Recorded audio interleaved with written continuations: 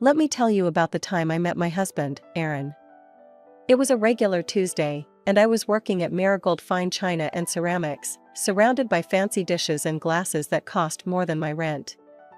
The bell above the door jingled, and in walked a guy who seemed pretty out of place with his casual jeans and a t-shirt that looked like he might have worn it to a concert or something. "Hey, need a hand finding something?" I asked, tucking a strand of hair behind my ear as I approached him. He turned around, and yeah, he was kinda cute, not that I was looking. Yeah, thanks. It's my mom's birthday, and she's big on teapots and all that. I don't know where to start. I showed him around, pointing out some of our best sellers and the finer pieces that would make his wallet cry. He chuckled at my straightforwardness. "So, you're telling me that little pot is worth $1,000?" he asked, eyebrow raised as he picked up a delicate teapot painted with roses. "Believe it or not, yeah. It's hand-painted, limited edition," I explained, watching him carefully replace it. We spent a good half-hour chatting as we walked through the aisles. He had a good sense of humor, making jokes about how a single plate cost more than his weekly groceries. "I'm Aaron, by the way," he said, extending his hand. "Elise," I replied, shaking his hand. "So, Aaron, picked any favorites yet?" He nodded towards a set with gold trim and a subtle floral pattern. "That one. It's beautiful, and I think my mom would love it." "Does it come with a don't break me guarantee?" I laughed, shaking my head. "Afraid not. But it does come with a pretty fancy box." While I wrapped up his purchase, he glanced at his phone, then looked up at me. "Hey, this might sound weird, but can I have your number? You've been really helpful, and, I don't know, maybe I could get your advice on something else?" "Like what? More teapots?" I joked, handing him his bag. "Or maybe just a cup of coffee," he countered with a smile. I wrote down my number, still thinking he was just being polite. Guys like him didn't really go for girls like me, ones who spent their days selling overpriced china to people who had too much money. But the next morning, he called. The coffee date with Aaron wasn't just coffee. Turned out, the guy had a knack for making me laugh, and before we knew it, we were grabbing dinner instead of just a caffeine fix. "So, Elise, tell me something. How does someone with a no-bullshit attitude end up selling fancy plates to rich folks?" Aaron asked as he sipped his coffee, watching me over the rim of his cup. I shrugged, poking at my salad. "Gotta pay the bills somehow. Plus, it's kind of fun watching people freak out over which set of plates will impress their snooty friends more." He laughed, that hearty kind of laugh that made you want to join in. "Fair enough. You're pretty down to earth. I like that." The conversation flowed as easily as the coffee. We talked about everything: movies, books, our crazy families. He shared stories about his job as an architect, and I told him about my dreams of maybe opening a little cafe someday. "Wait, you cook?" he asked, eyebrows raised. "More like I bake.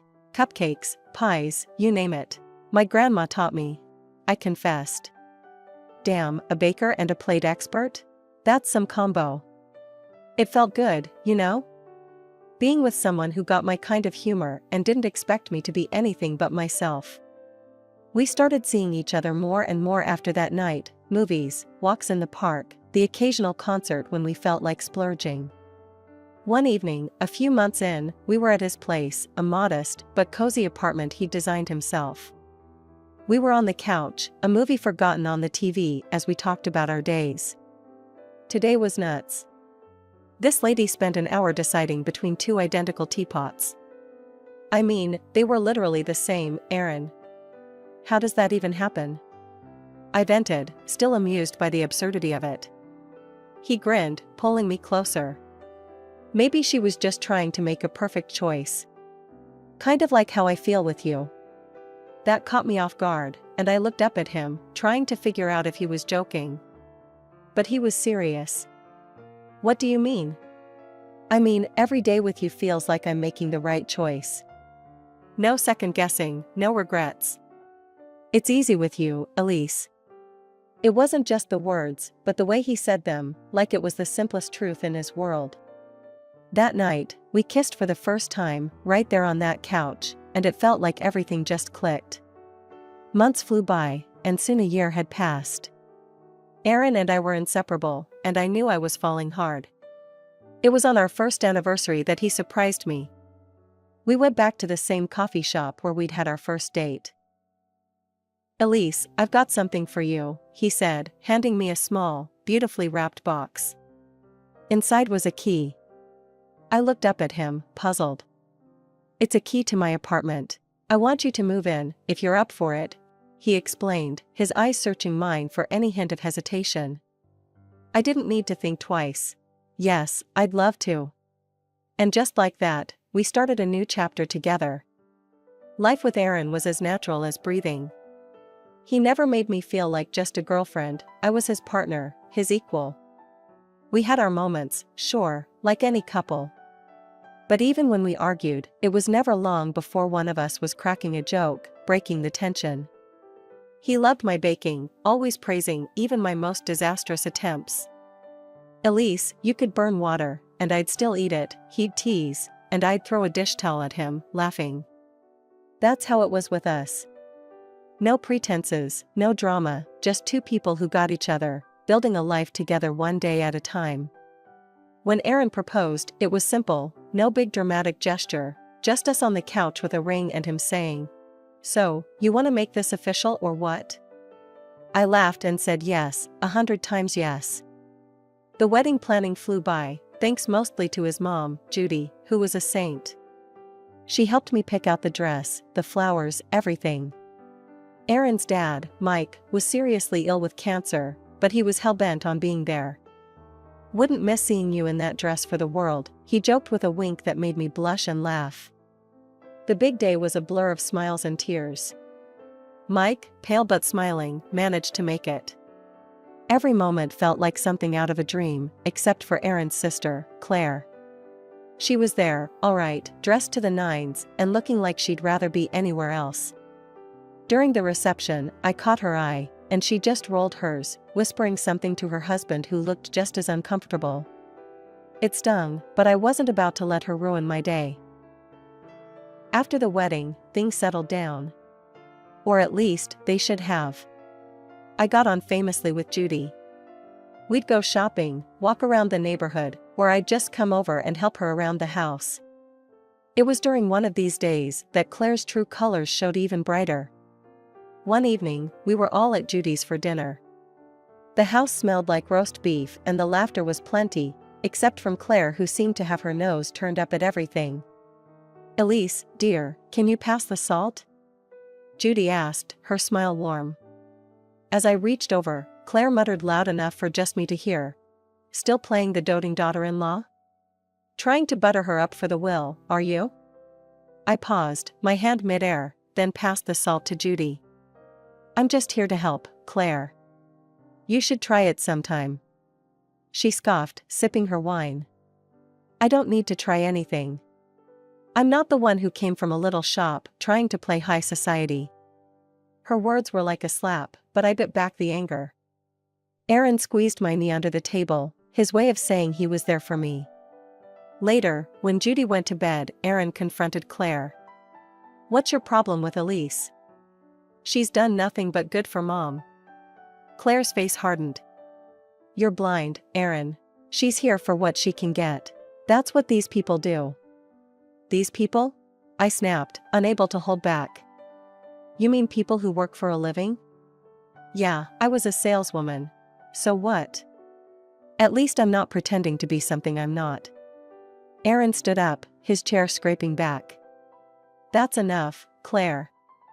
If you can't be civil, maybe you shouldn't come around as much." Claire stormed out, her husband trailing behind her, throwing apologetic glances our way. Aaron and I cleaned up in silence. The next few months were tough. Mike's health declined rapidly. Despite the strain and sorrow, I tried to be there for Judy as much as I could. Mike passed away quietly one night, leaving us all a bit emptier. Aaron took it hard, and I did my best to support him, to be his rock. Claire, who'd been absent more often than not, suddenly turned up again, her eyes scanning the house like she was taking inventory. At Mike's funeral, she was tearful, playing the part of the grieving daughter, but her tears seemed as hollow as her previous accusations against me. A few weeks after Mike passed, Judy decided it was time to settle his affairs once and for all. She invited us all to dinner. As we sat around the dining table, the air thick with anticipation, Judy cleared her throat and unfolded a stack of papers. "I've got Mike's will here," Judy announced, her voice steady but soft. "He had some specific wishes about how things should be handled." Judy continued, "Half of everything goes to me, as we expected. The other half will be divided among Mike's future grandchildren." She paused, looking over her glasses. "And the firstborn grandson will receive a bonus of $200,000. Claire was practically vibrating in her seat. "Well, I guess that sets our priorities, huh?" she said, half joking but with a greed I hadn't seen so openly before. "Let's not make hasty decisions," her husband muttered, but Claire was already on a roll. "This means we start trying seriously, babe. It's important," she insisted, her voice tinged with desperation that didn't suit the dinner table. From then on, Claire's obsession with conceiving became the focal point of her life. Every family gathering, she'd update us on their progress, or lack thereof, with a frankness that bordered on uncomfortable. "We've been to 3 specialists this month alone," Claire complained one evening as we all tried to enjoy a quiet dinner. "Do you have any idea how much this is costing us?" Her fixation deepened when they moved on to artificial insemination. The hormonal treatments took a toll on her, physically and emotionally. She gained weight, which only fueled her frustration and desperation. Her struggles cast a shadow over our family meetings. Claire's obsession with getting pregnant overshadowed even simple conversations. It got to the point where I found excuses not to attend gatherings, especially if I knew she'd be there in one of her moods. Aaron tried to stay neutral, but even he was wearing thin. "She's my sister, but I can't deal with this every time we see them," he confessed one night as we lay in bed, staring at the ceiling. "I know, love. Maybe give her some space? She's got a lot on her plate right now with all the treatments and pressure," I suggested, though I felt for Claire, her behavior made it hard to be around her. As time wore on, Claire's single-minded pursuit of motherhood began to isolate her, even from those who wanted to support her. All we could do was watch and wait, hoping that something would give, for better or worse. The day Claire announced her pregnancy should have been purely joyful. "I'm pregnant," she declared during a family brunch, her eyes scanning the table for our reactions. Aaron and I offered our genuine congratulations. "That's great news, Claire. Really happy for you guys," Aaron said, passing her a smile across the table. I nodded in agreement, trying to add warmth to the tense air. Despite our attempts at keeping things friendly, Claire seemed to brew a storm inside her, always ready to snap. Her mood swings were wild, and every small thing set her off. The family tiptoed around her, but I bore the brunt of her sharp tongue more than anyone else. I learned to keep my distance, but that was about to become harder. One morning, feeling unusually queasy, I took a pregnancy test. The positive result left me stunned and elated. I shared the news with Aaron, who was over the moon. "We're going to have a baby," I whispered, and we held each other, lost in our little bubble. We decided to share the news with Judy first, hoping for a moment of happiness amid the ongoing tensions. Walking into Judy's house, hand in hand, we found not only Judy, but also Claire, who'd apparently come over earlier. "Mom, Elise has something to tell you," Aaron began, his voice filled with pride. I smiled, a bit nervous about Claire's presence. "I'm pregnant, Judy. We just found out." Judy's face lit up with delight. "Oh, my darlings, that's wonderful. 2 grandchildren on the way." But Claire's reaction was far from congratulatory. Her face drained of color, and her lips thinned. "You planned this, didn't you?" she hissed, her voice low and menacing. "Trying to steal my thunder and my child's inheritance." I froze, shocked by her accusation. "Claire, that's not true. It just happened." Her voice escalated, and she stood, pointing a shaking finger at me. "You're lying. This is all a setup." You want the money, that's all you've ever wanted. We should get a DNA test on that baby. Who knows if it's even Aaron's? Aaron stepped between us, his face dark with anger.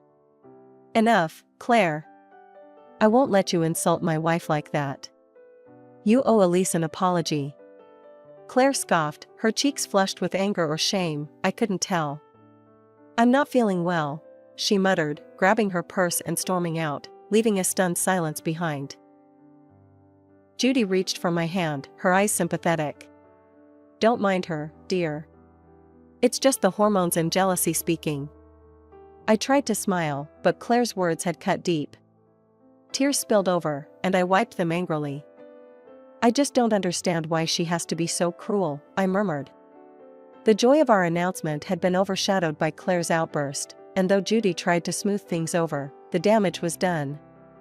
The remainder of our visit was spent discussing baby names and plans, but Claire's shadow hung over us all. Judy called me up early on a bright Tuesday morning, her voice warm and inviting. Elise, dear, why don't you come over for coffee? I baked your favorite apple pie, she said, and I could almost smell the sweet aroma through the phone. Glad for a reason to get out of the house, I quickly agreed. I'll be there in 20 minutes, Judy. Can't wait. When I arrived, the house smelled heavenly, and Judy greeted me with a hug. Inside, to my surprise, Claire was there too, looking unusually quiet and almost shy. She even managed a small smile as I walked in. Elise, I want to apologize for last time, Claire said, her voice lower than usual. I was out of line. I've been dealing with a lot. Her apology, unexpected as it was, eased a bit of the tension I'd been carrying around. Thanks, Claire. Let's just move forward, okay? We settled at the kitchen table, the pie between us, its scent filling the room, inviting us to forget the awkwardness. Judy poured the coffee, and we started to chat about light, inconsequential things, Judy's garden, the weather, the little one on the way. Halfway through our second slice of pie, a headache began to pound at my temples, a common annoyance during my pregnancy. I must have winced, because Judy immediately noticed. You okay, dear? You look a bit pale. Just a headache, nothing new these days, I replied, trying to brush it off with a smile. Oh, I have just the thing, Judy said, rising from her seat. I have some headache medicine that's safe for pregnancy. Claire, honey, could you fetch it? It's in the medicine cabinet. Claire nodded and left to retrieve it, returning moments later with a pill and a glass of water. Here you go, Elise. This should help. I thanked her, swallowing the pill without a second thought, trusting Judy to know what was safe. But as I took the glass back to the kitchen to rinse it out, my eyes caught on something in the trash that sent a cold shiver down my spine. Among the usual rubbish, a discarded medicine package stood out, its label stark against the banana peels and coffee grounds. It was a chemotherapy drug, one that I instantly recognized from the time we had helped Mike through his treatments. Panic seized me as I remembered the clear warnings about its effects on pregnancy. Dropping the glass in the sink, I grabbed my phone and dialed 911. The operator picked up immediately, and I quickly explained what had happened. Ma'am, you need to try to purge that from your system immediately. Drink water and try to induce vomiting, the dispatcher instructed urgently. I turned the tap on full blast, gulping down glass after glass of water before kneeling in front of the toilet. As I forced myself to vomit, tears mixed with fear and betrayal stung my eyes. What was going on? How had this happened? My head was spinning, not just from the physical effort, but from the shock and betrayal I felt swirling inside me. When I finally managed to stagger out of the bathroom, the sight of Judy and Claire standing there, pale and confused, only intensified my feelings of unease. What on earth is going on, Elise? Judy's voice was filled with worry. Claire, on the other hand, looked like she was seeing a ghost, her face drained of all color. I found something in the trash, I managed to say between gasps. It was Mike's chemotherapy drugs. Claire, did you give me those? Before Claire could respond, I heard sirens outside. The EMTs burst through the door, their presence a small comfort in the chaos. As they started to check on me, I dialed Aaron's number with trembling fingers. "Aaron, I need you here," I choked out as soon as he answered. He was at my side within minutes, his face etched with concern. "What happened?" he demanded, looking from me to his sister and mother. I think Claire gave me something dangerous. Not just a headache pill. I found the chemo meds in the trash right after taking what she gave me," I explained hurriedly. Claire's reaction was immediate and defensive. "You're being dramatic, Elise. I just gave you what Mom told me to. Why would I do something to hurt you?" But her words didn't sit right with anyone, not with the evidence of the discarded medication packaging that was strictly for cancer treatment. Judy, struggling to keep up, finally said, "I told her to give you paracetamol, I swear." "Claire, please tell me you didn't. Why are we even discussing this? She's just trying to get attention." Claire interrupted, her voice rising in panic. That's when Aaron stepped in, his tone icy. "We're calling the police. We need to sort this out properly." Claire paled even further, if that was possible. "The police? Aaron, come on, think this through. She's making a mistake." But it was too late.